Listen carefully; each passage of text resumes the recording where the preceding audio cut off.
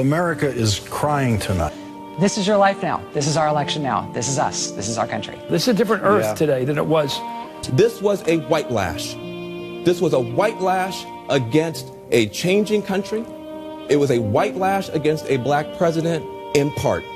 And that's the part where the pain comes. I kind of push back against the advancement of African Americans, of Hispanics, of women, of Muslim Americans. Holding placards and chanting "No state visit." Tens of thousands of people protesting in British cities against US President Trump's... It was the Democrats and the media who questioned if Donald Trump lost, would he accept the results of this election. He won overwhelmingly, 306 electoral votes, 2,300 counties, 9 of 13 battleground states. And it is now the Democrats and the media who are questioning... Mr. Clapper then went on to say that, to his knowledge, there was no evidence of collusion between members of the Trump campaign and the Russians. Many months later... If you're Muslim in this country, you don't have to worry if the president doesn't want you here. If you're an immigrant, you don't have to worry if the president's going to be happy to have babies snatched away or send dreamers back for no reason in the store. And people who have been... Virgil, that's a funny name for a nigger boy that comes from Philadelphia. What do they call you up there?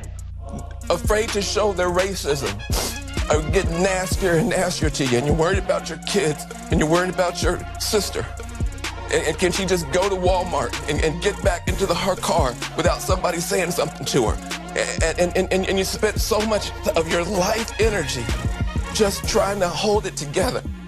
And this is a big deal for us just to be able to get some peace and have a chance for a reset. And the character of the country matters. And being a good man matters. I just want my sons to look at this. Look at this. It's easy to do it the cheap way and get away with stuff. But it comes back around.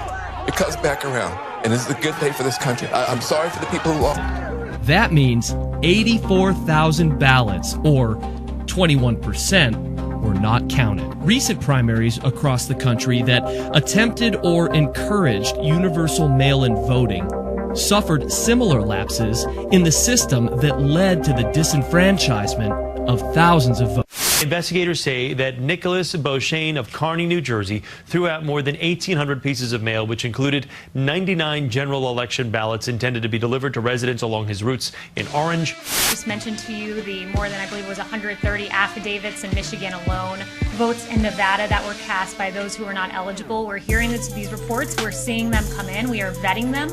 We are getting affidavits. So right now, we would point you to all of that. That information is publicly available. But what we're asking for right now is patience as we explore these equal protection claims, among others. Let me say one final thing. There were 682,479 ballots counted in Philadelphia, in Allegheny County, that there were no poll watchers allowed to watch. It's the job of the media to ask the question, why? Charles Brona.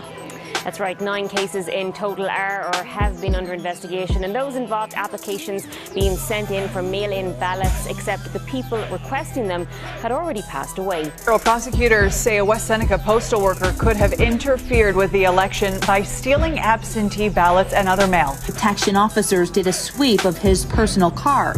It was there investigators say they opened the trunk of Brandon Wilson's vehicle and found a postal carrier box with 3 absentee ballots sent to 2 Buffalo addresses from the Erie County Board of Elections, 106 political mailings, 220 first-class mailings, and 484 standard mailings. More than 200 people outside there protesting because they believe that their votes were invalidated because they used Sharpie. General William Barr issues a new memo paving the way for prosecutors to investigate claims of voter fraud, even though none have been substantiated. Been no factual allegations that support the idea that there was any kind of fraud or improprieties in the vote counts.